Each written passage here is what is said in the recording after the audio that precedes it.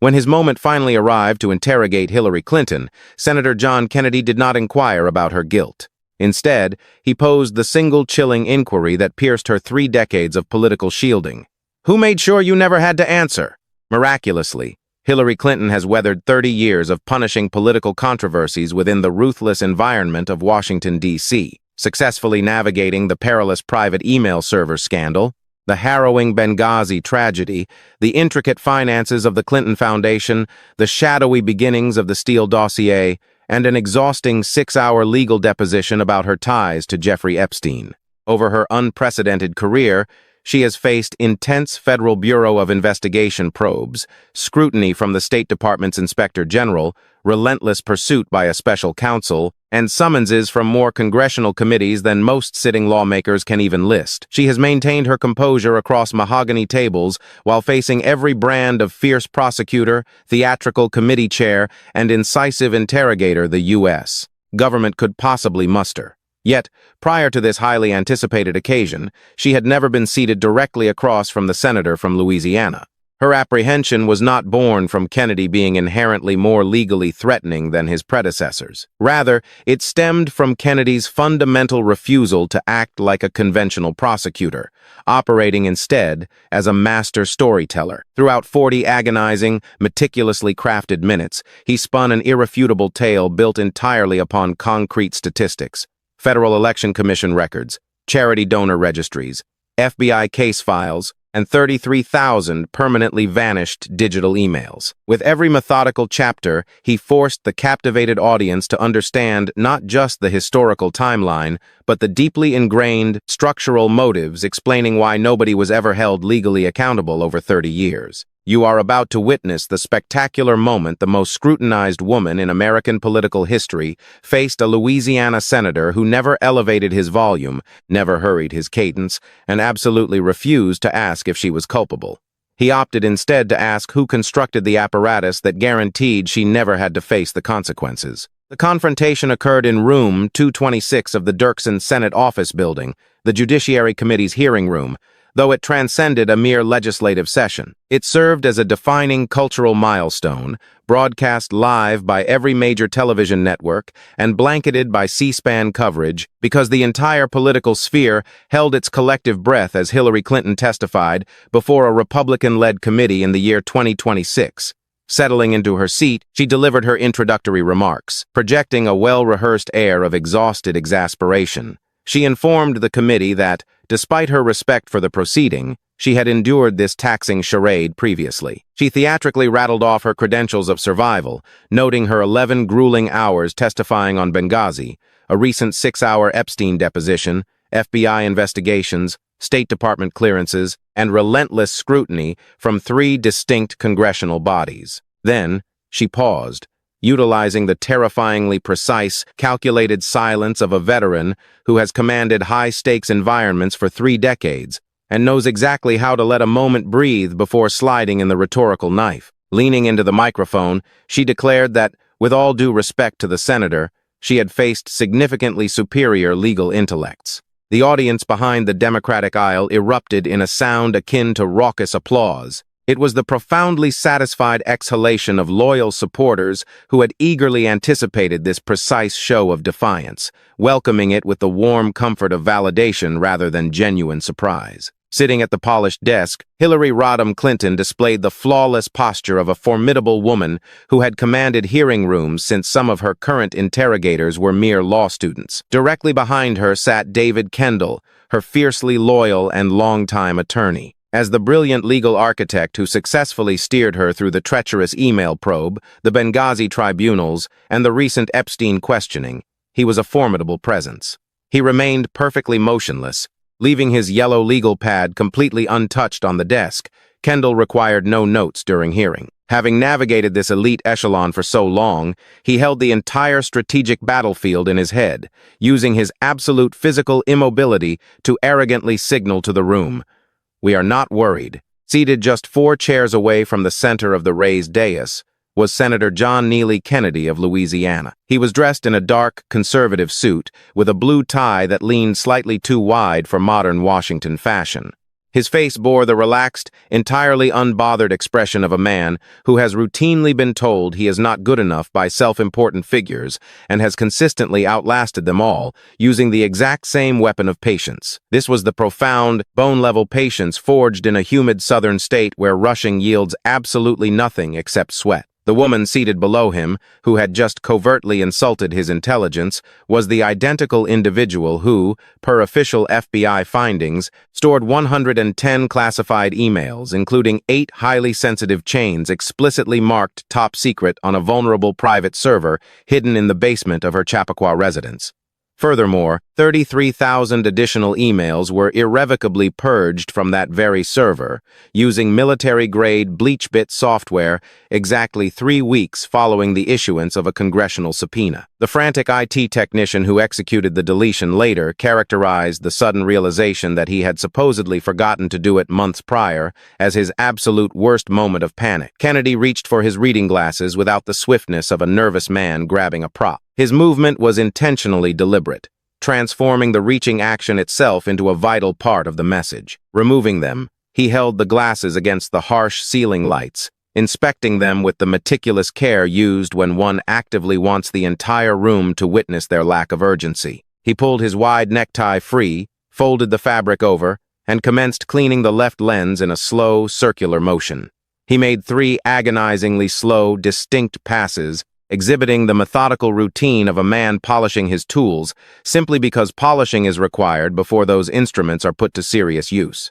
Returning the glasses to his face, he stared directly at Clinton. This heavy gaze lingered exactly 2 seconds longer than social comfort dictated. When he finally spoke, his voice flowed like thick molasses, carrying an undeniable weight that made his words stick firmly to the surfaces they landed upon. He expressed genuine appreciation for her perspective, elaborating that in his home state of Louisiana, they harbor a very specific saying about individuals who are perpetually interrogated by authorities. He stated that if a man is repeatedly dragged into the principal's office week after week, the town eventually stops questioning the principal and begins asking serious questions about the man. Gently, he opened a standard, unremarkable manila folder bearing handwritten labels so minuscule they were completely unreadable from the press gallery. He offered a slight correction to his southern proverb, pointing out that in this specific instance, the questions must be directed at the woman. He proposed starting their discussion with the emails, clarifying this wasn't because they were his folder's most vital documents,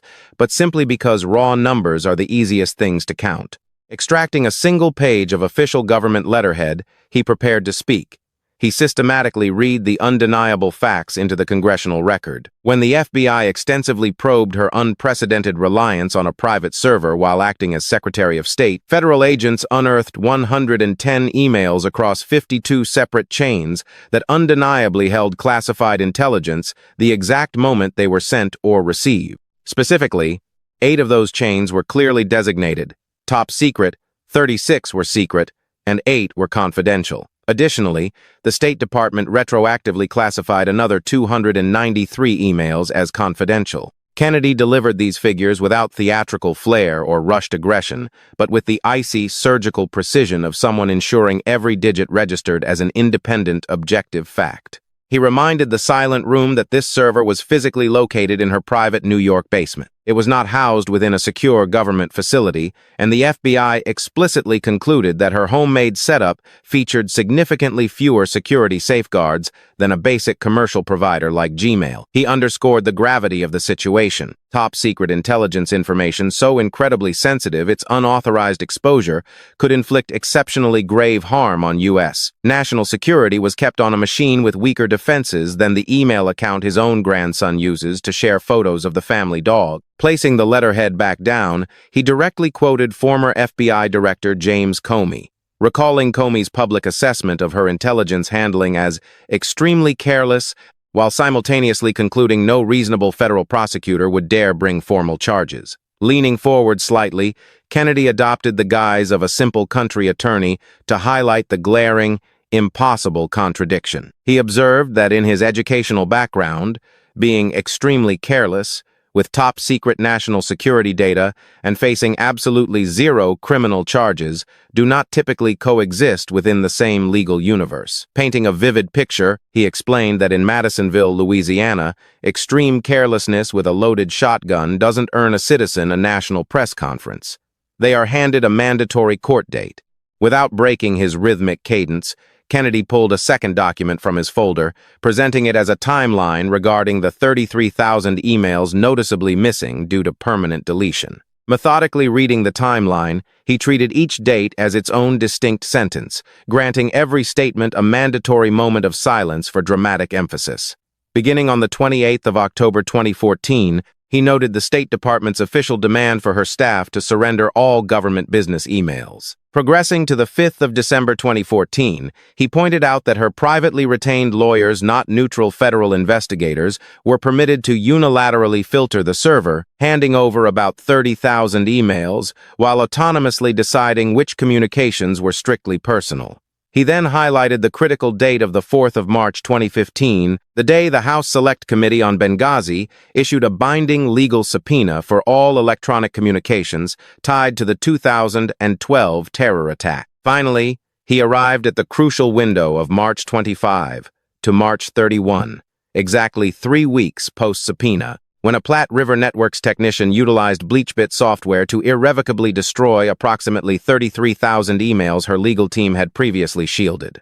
Raising his eyes from the printed timeline, Kennedy locked his gaze onto the witness. He recounted how the specific technician later admitted to federal agents that he experienced a sudden, terrifying moment of panic upon realizing he had allegedly forgotten to execute deletion orders given months prior. Kennedy emphasized the extraordinary convenience of this memory lapse, noting the technician only remembered to wipe the vast data archive after a federal subpoena made it a federal crime to do so, not before. He aligned the printed timeline side by side with the FBI's official findings on his desk. Introducing a familiar character from his hometown stories, he described Boudreaux's fishing buddy, who suspiciously hurled his daily logbook into the murky bayou waters the very second Fish and Wildlife officers appeared on the dock. Kennedy remarked that the local judge presiding over the case didn't bother to ask what secrets the logbook held. The judge merely questioned why a man feels a desperate urge to destroy a book right when authorities arrive to read it. Directing this piercing question back to Clinton, he plainly asked why tens of thousands of records were annihilated 3 weeks after a legal congressional demand. Clinton opened her mouth, and the initial syllables of a defense deployed 100 times before began to form. It was her standard, heavily rehearsed explanation regarding personal correspondences, yoga class schedules, and organizing Chelsea's wedding. This was the familiar narrative about relying entirely on the guidance of her seasoned legal team. The words formed on her lips with the instinctual reflex of a person whose defensive language had bypassed conscious thought to become pure muscle memory. She began to state that, as she had repeatedly explained in the past, she relied upon her lawyers. Kennedy interrupted her, not with loud or aggressive force. Rather, he utilized the quiet dominance of a man perfectly aware that speaking at someone's exact volume is the most effective way to halt their momentum. By doing so, the interruption masquerades as a seamless continuation of the dialogue, leaving the interrupted party abruptly silent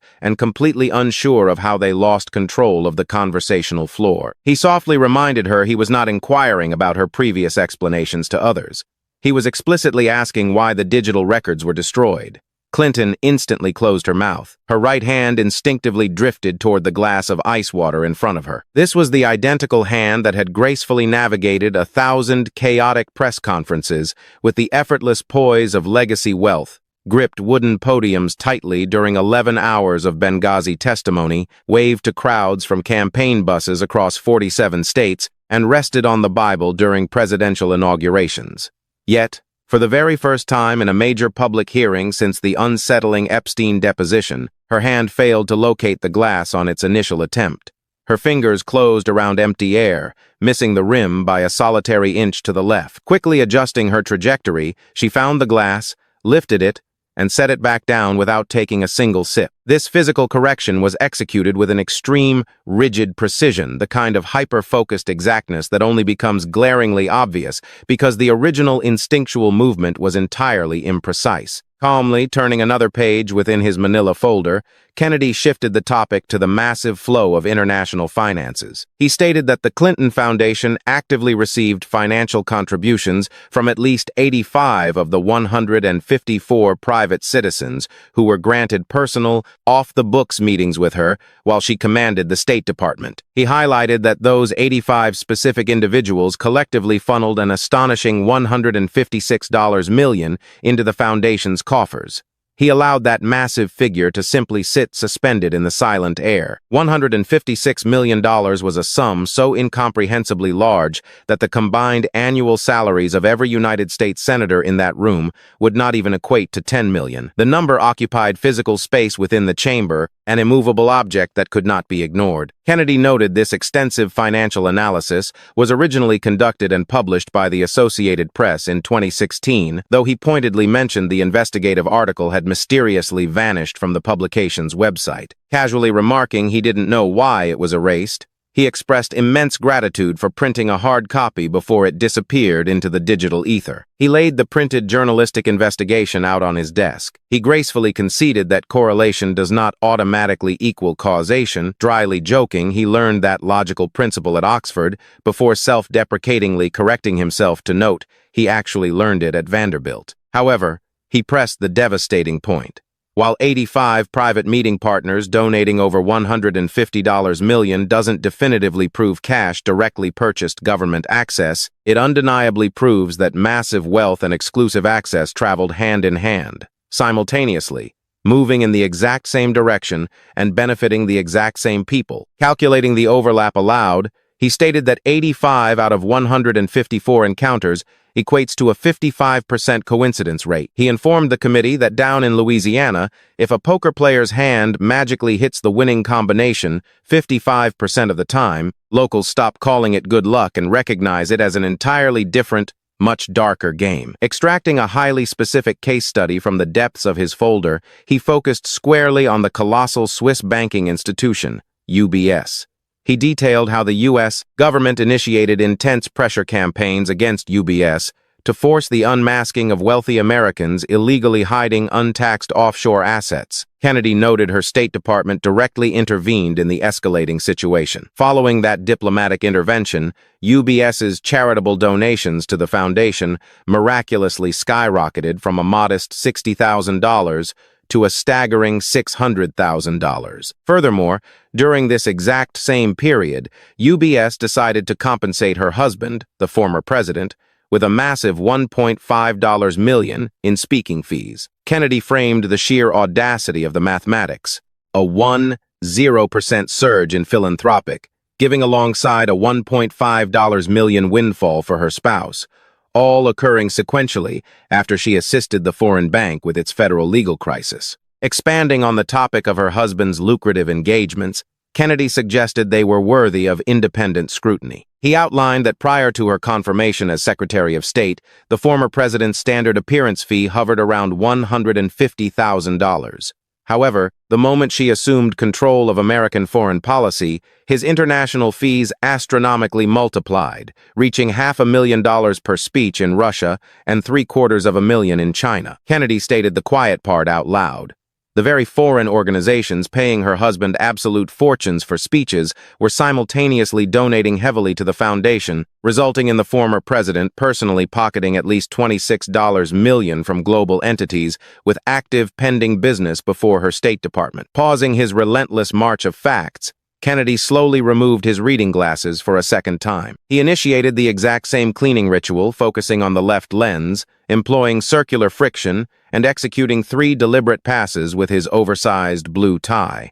The visual repetition was not accidental. It was a highly deliberate psychological broadcast. It communicated to the entire room and the witness that he was entirely unbothered, not rushing toward a conclusion, and armed with a terrifying amount of material left to cover. He then shifted focus to December 2025, when Senator Grassley boldly released internal records directly from the Department of Justice. Kennedy explained these explosive documents explicitly proved that during the Obama-Biden administration, the highest echelons of DOJ leadership repeatedly and aggressively interfered with career FBI agents and federal prosecutors actively attempting to investigate the Clinton Foundation's financial labyrinth. Reading verbatim from the Grassley release, he quoted a frustrated prosecutor from the Eastern District of Arkansas who bravely documented glaring conflicts of interest among Maine Justice's top brass, specifically within the public integrity section, regarding the 2016 probes. The prosecutor's memo explicitly stated these conflicts completely undermined any shred of confidence field agents might normally possess when looking to Washington for investigative assistance. Continuing to lay the foundation of obstruction, Kennedy pointed out that in November 2016, former FBI Deputy Director Andrew McCabe actively blocked the investigative team assigned to the foundation from accessing potentially devastating, incriminating evidence discovered on the personal laptop of Anthony Weiner, the disgraced husband of Clinton's closest, longtime aide, Huma Abedin. The critical evidence was forcibly redirected to a friendlier investigative unit, and the agents actively pursuing the foundation's finances were bluntly ordered to stand down. Kennedy effortlessly wove in another Boudreaux anecdote that perfectly encapsulated the situation's absurdity. He recounted a story about a notoriously crooked backroom poker game where, every single time a skeptical player attempted to verify the dealer's hand to ensure fairness, the house owners would immediately kill the power and plunge the room into absolute darkness. Kennedy recalled telling Boudreaux that such a scenario wasn't a card game, it was an armed robbery. Boudreaux's folksy, cynical response was simply that in Louisiana, they just call that a typical Tuesday. Reaching back into the seemingly bottomless folder, Kennedy produced a meticulously prepared congressional analysis, visually mapping massive foundation donations against highly favorable State Department actions. He explained that committee staff cross-referenced publicly available charity ledgers, official appointment calendars, and sprawling federal contract databases to locate any temporal relationship between money changing hands and government favors being granted. Reading the devastating summary aloud, he noted that in exactly 67 separate instances, a massive financial donation of $100,000 or greater was followed within a mere 9-0-day window by a highly favorable State Department action directly benefiting the donor. These actions ranged from securing elusive private meetings and expediting complex visa facilitations to quietly reviewing international sanctions, waivers, or rubber-stamping lucrative federal contracts.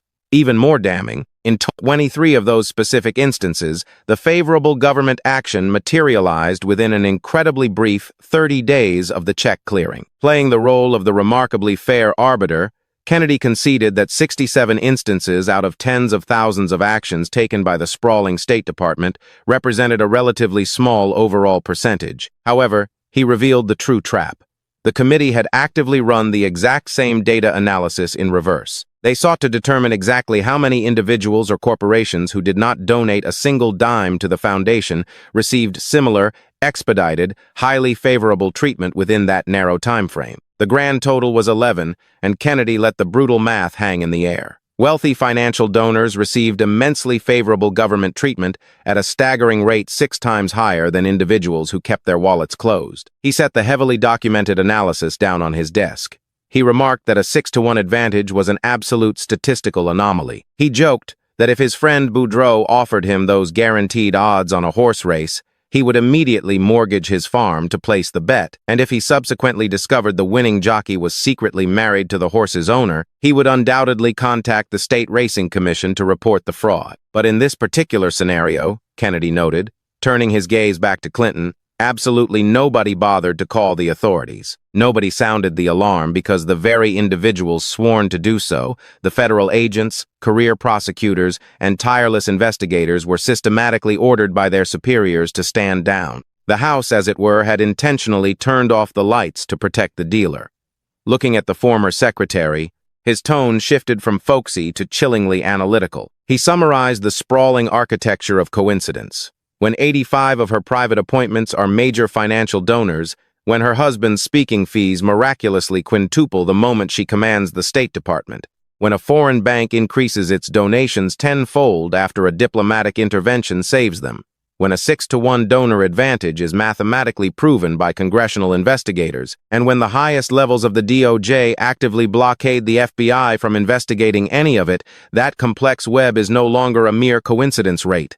That, Kennedy stated firmly, is an architecture. Hillary Clinton sat steeped in a highly particular brand of stillness, a composure forged in the fires of countless prior hearing rooms. It was not the involuntary, frozen stillness born of genuine shock, but rather the calculated, weaponized stillness born of decades of relentless practice. She had initially learned to control her physical reactions during the Whitewater scandal. She refined the technique through the blistering heat of the Lewinsky impeachment saga, and she absolutely perfected it during the grueling Benghazi tribunals, making this profound stillness her oldest, most reliable tool. It was older than any carefully crafted talking point, the advice of any high-priced lawyer, or any modern crisis communication strategy. It was the physical manifestation of a woman who understood on a cellular level that in the vicious arena of a congressional hearing, the first person to show genuine emotion or movement loses the optics battle. However, this legendary stillness was now visibly laboring under extreme duress. Prior to Kennedy unleashing his narrative, her composure was simply ambient.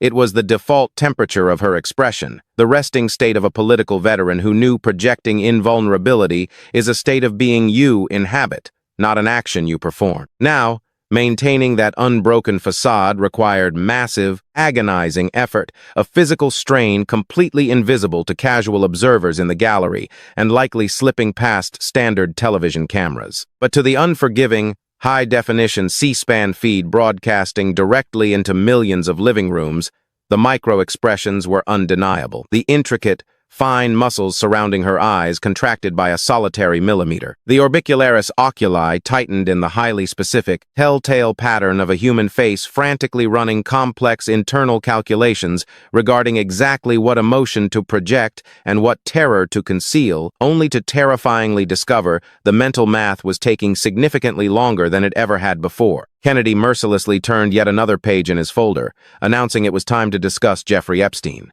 The entire atmosphere within the massive hearing room shifted instantly. The volume didn't rise or fall, but the actual gravity of the space seemed to intensify. The air suddenly acquired the suffocating density of a room where a profoundly toxic name triggers the primal sector of the human brain responsible for mapping escape routes, not because people immediately plan to flee, but because the name itself signifies danger. Kennedy established the timeline, noting that exactly 27 days prior, on the 26th of February 2026, she sat for a sworn legal deposition before the House Oversight Committee as a crucial component of their sprawling investigation into the horrific crimes orchestrated by Epstein and Ghislaine Maxwell. He stated the brutal deposition lasted roughly 6 hours, reminding everyone the official transcript was now a matter of public record.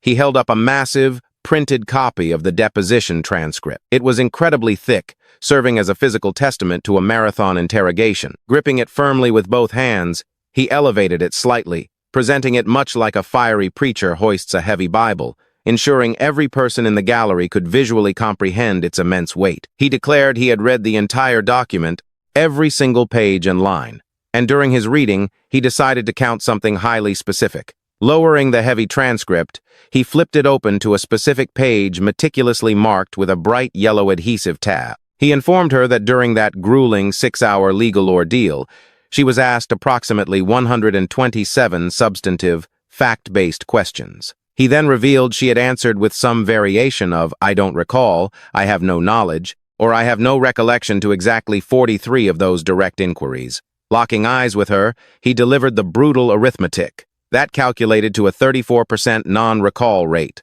He let the absurdity of the statistic sink in, stating that precisely 1/3 of her own adult life, as lived over the preceding 30 years, was suddenly and conveniently unavailable to her memory the moment she was placed under federal oath. He slowly began turning the pages of the transcript. In the dead silence of the room, the rustling of heavy paper was deafeningly audible. He listed the forgotten realities. She apparently possessed no recollection of ever meeting Jeffrey Epstein. When shown DOJ photographic evidence depicting her husband posing with Ghislaine Maxwell during a lavish excursion to Thailand, she could not recall the trip. The photographs, or any internal discussions regarding Foundation-sponsored travel that coincidentally overlapped with individuals deeply connected to Epstein's trafficking network. It was a relentless chorus of amnesia. You don't recall, you don't recall, you don't recall.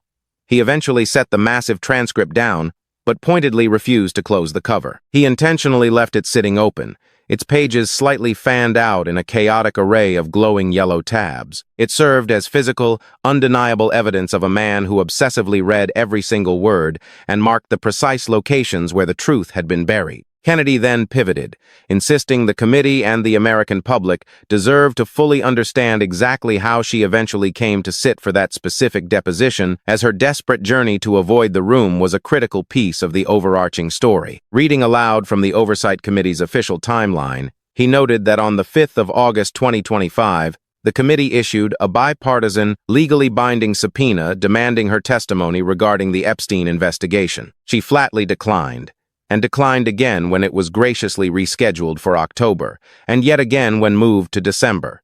For her third refusal, she cited the need to attend a funeral. The committee bent over backward, offering to accommodate proposed dates in January. She refused yet again, prompting a brand new, forceful subpoena for the 14th of January 2026, which she simply failed to attend. Therefore, on the 21st of January 2026, the Oversight Committee held a formal vote. In a rare display of bipartisanship, 9 Democratic members crossed the aisle to join the Republican majority in voting to hold the former Secretary of State in official contempt of Congress for defying a lawful subpoena. Kennedy highlighted the stark reality of her calculation. Only at the absolute 11th hour, when severe contempt proceedings were moments from reaching the House floor and the threat of devastating legal consequences became undeniably real, did she finally agree to testify. He reminded the room her elite attorneys had previously scoffed at the subpoena's validity, while her aggressive spokesperson publicly demanded to know what on earth she had to do with Epstein. The committee chairman bluntly summarized the capitulation by stating she completely caved under the pressure. Bringing the narrative back to Louisiana, Kennedy explained that in Madisonville, when a citizen fiercely fights a lawful subpoena for 6 grueling months and magically appears the night before being thrown in jail, locals do not praise that behavior as cooperation. They recognize it as a cold, hard calculation where the immense political and legal cost of finally testifying simply became marginally lower than the catastrophic cost of refusing. Reaching over and closing the heavy transcript, he concluded the thought by noting the bitter irony. When she finally was forced to testify, she perfectly recalled 66% of her life, yet the remaining 34% deeply intertwined with Epstein, Maxwell, and shadowy travel was conveniently erased from her mind. Kennedy offered one final piece of Southern wisdom, dryly noting that if a grown woman genuinely cannot recall 1/3 of her entire existence, she desperately needs a medical doctor or a very good defense lawyer, and she had wisely chosen to bring both. The bipartisan gallery produced a complex, unified sound. It wasn't exactly outright laughter, but the unique noise a large room makes when a statement is simultaneously darkly humorous and completely devastating. The hybrid noise contained both immediate recognition of Kennedy's sharp humor and the horrifying realization that the humor merely delivered a truth that wasn't funny in the slightest. Through all of this, Clinton's legendary composure held firm as a fortress that withstood 30 years of relentless sieges. However, the nature of that composure fundamentally altered. It was now akin to a massive structural bridge actively bearing a weight load it was technically designed to carry, but had not been forced to support in a very long time. The immense, invisible pressure produced deep structural vibrations, prompting her stoic attorney, David Kendall, to move for the very first time. Reaching out, he uncapped his premium pen with a sharp, tiny click that was only audible because the vast hearing room had descended into absolute silence. He proceeded to write on the yellow legal pad that remained perfectly untouched for 30 minutes. The incredibly brief writing was not covertly slid over for Clinton to read. He simply wrote the words down, and the mere physical act of writing after half an hour of deliberate stillness served as a massive warning signal that the battlefield terrain had violently shifted. Kennedy briefly glanced at the closed transcript, then back at Clinton, and politely requested the committee chairman's indulgence as he attempted to connect the final dots of his narrative. He outlined the events of 2022, detailing how her presidential campaign apparatus and the Democratic National Committee formally agreed to pay a hefty $113,000 fine to settle a sprawling FEC investigation. The probe conclusively determined her massive campaign intentionally misreported millions in spending, falsely categorizing funds secretly funneled into dark opposition research that morphed into the infamous Steele dossier. Meticulously reading the complex chain of financial custody, he noted official funds were routed to powerful Washington law firm Perkins Coie. Perkins Coie quietly hired Fusion GPS, a specialized opposition research outfit. Fusion GPS hired Christopher Steele, a former British intelligence operative. Steele produced the salacious, unverified dossier alleging deep ties between the Trump campaign and the Russian government. Kennedy drove the point home, reminding everyone this specific, campaign-funded dossier was subsequently utilized by the FBI as primary evidence to obtain FISA wiretap warrants on American citizen Carter Page. He pointed out Special Counsel John Durham later determined her campaign actively approved, disseminating these false allegations to the FBI. Summarizing the breathtaking audacity, he stated she secretly funded the research, her campaign repeatedly denied it. The FEC proved they illegally misreported the funding, she paid a six-figure fine with campaign cash, and moved on without a scratch. Gently placing the FEC settlement document next to the towering stack of papers, his workspace was now entirely covered. It held the damning FBI findings, the BleachBit timeline, the AP Foundation analysis, the UBS case study, the Grassley DOJ records, the massive Epstein transcript, and the FEC settlement. 7 distinct documents collectively represented a turbulent 30-year political career completely laid bare. Kennedy stated he had been sitting in his chair for roughly 35 minutes and simply wanted to tell her what his eyes were seeing, clarifying he wasn't going to tell her what he thought, but exclusively what he could objectively see. He noted a simple man from Louisiana learns that seeing facts on paper is vastly more reliable than guessing motives. Leaning forward in his large leather chair with the relaxed familiarity of a grandfather settling deeply on a porch to deliver the climax of a story, he addressed her. He told her he saw a distinct pattern utilizing the exact same structural architecture every single time a scandal erupted, walking through the greatest hits of her survival. With the email server, store classified info on a private system, delete evidence when someone looks, blame the technician, and survive because the FBI director claims no reasonable prosecutor would bring charges. The technician had a panic attack. She had a press conference. The foundation, accept $156 million from people with pending business. Watch her husband's speaking fees quintuple. Intervene on behalf of donors. And watch the DOJ turn off the lights when investigators arrive. Agents are told to stand down, prosecutors are denied support, and the laptop is redirected. The Epstein deposition. Sit for 6 hours, recall nothing, answer 34% of questions with ignorance, walk to the microphones, call it repetitive, and go home. The dossier, fund the research, deny the funding, let the FBI use it for surveillance, pay a fine when the FEC catches the lies, and move on. Kennedy rhythmically hammered home the terrifying consistency of the architecture, noting it was the same pattern every time. Evidence is meticulously created, becomes legally inconvenient, and is systematically destroyed, hidden, or reclassified. Someone else, a technician, staffer, aide, or law firm always takes the fall, and she, the architect, simply walks completely unscathed out of the room every time. For 30 straight years. He paused, a deeply structural silence necessary between laying the foundation and dropping the hammer. Looking her dead in the eyes, he informed her he was not going to bother asking whether or not she had broken the law. He acknowledged with cynical defeat that individuals vastly smarter than him attempted to prove her guilt for decades, and yet she sat untouched. Instead, he promised a simpler question, staring at her with the weary look of a man who spent a lifetime navigating practiced liars and mastered asking the single question they never prepared for. The question was entirely about the system that makes the lie survivable. Summarizing the sheer scale of her invincibility, he noted 30 years of endless federal investigations, subpoenas, criminal referrals, special counsels, and congressional hearings. Yet, Not a single individual operating in her immediate orbit had ever been held criminally accountable for anything connected to her.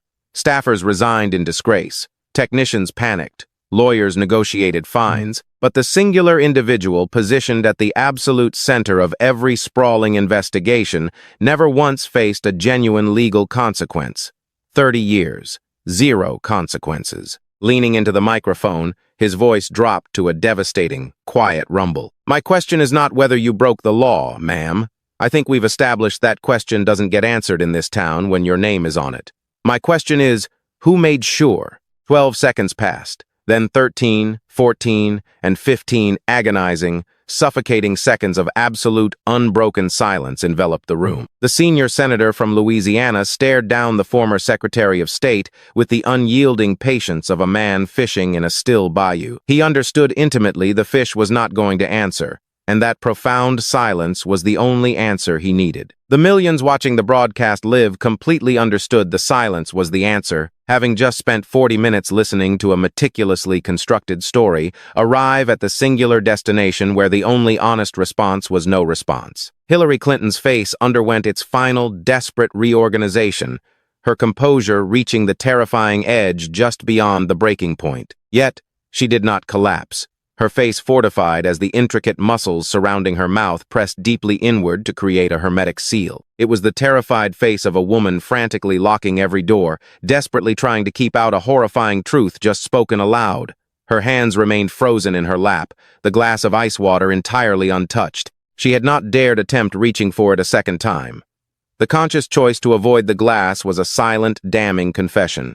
She recognized any physical movement under this intense microscope might result in another miss, and a second public failure of motor skills would permanently define her legacy. Behind her, David Kendall's expensive pen remained securely capped, his legal pad containing only 2 cryptic lines and absolutely nothing else. No brilliant legal maneuver could possibly defend against Kennedy's question, because massive, systemic architecture isn't something a defense lawyer argues against. It is something a historian coldly documents. She remained silent and did not attempt to answer. Offering a slow, almost imperceptible nod, Kennedy quietly muttered it was exactly what he thought. Breaking eye contact to look at the committee chairman, he simply stated he had no further questions. Hillary Clinton eventually broke the suffocating silence, refusing to surrender her 30-year streak of always delivering a response. Her carefully crafted reply lasted exactly 3 minutes and 47 seconds. It was heavily polished. A masterclass in seasoned political deflection. She forcefully highlighted the partisan nature of the inquiry, smoothly pivoted to debunked conservative allegations, and predictably invoked Benghazi to emphasize a lack of concrete evidence. She aggressively defended her Epstein deposition, leaned on the FBI director's past conclusions, and touted her foundation's humanitarian efforts. Yet beneath this soaring rhetoric, she addressed absolutely nothing of substance. She completely ignored the destroyed emails, the massive financial donors, the DOJ obstruction, her selective memory, and the overarching architecture of her protection. Most importantly, she ignored Kennedy's fundamental question entirely. Senator Kennedy showed no visible reaction. He methodically closed his manila folder, securing it with the deliberate precision of a craftsman finishing his work, signaling the cinematic end of his narrative. Slowly removing his reading glasses, he slid them into his pocket. Looking directly at the ordinary citizens in the gallery, he offered an almost imperceptible nod that silently communicated, "You heard exactly what I heard." Following the hearing, the footage shattered into viral phenomena. While analogies and timelines dominated discussions, the 15 seconds of pure silence, split-screened with Clinton's terrified face, mattered most. That specific silence confirmed Kennedy had pierced a dark, untouched truth. The structural political fallout was immediate. Within days, the DOJ announced a formal review of historical Clinton probes, and the Senate issued new subpoenas. The Democratic establishment quickly engaged in breathtaking political distancing. Potential future candidates and rising stars flawlessly pivoted away. The party realized defending her legacy now exceeded the cost of abandonment. Kennedy had permanently gifted the nation a new concept: architecture. The public now recognized the endless scandals as one massive, protected entity. Far away in Madisonville, Louisiana, bait shop owner Gerald Thibodeau explained the victory to a customer. She might never see the inside of a jail cell, But 40 million Americans watched her refuse to answer, and now they understood the truth. In Ohio, an exhausted social worker, Crystal Atkins, realized this hearing exposed the entire system. Clinton's mute failure to answer inflicted vastly more damage than any carefully crafted lie ever could. As the television faded to black on Kennedy's tiny nod, his brilliantly orchestrated silence promised to echo across the nation forever.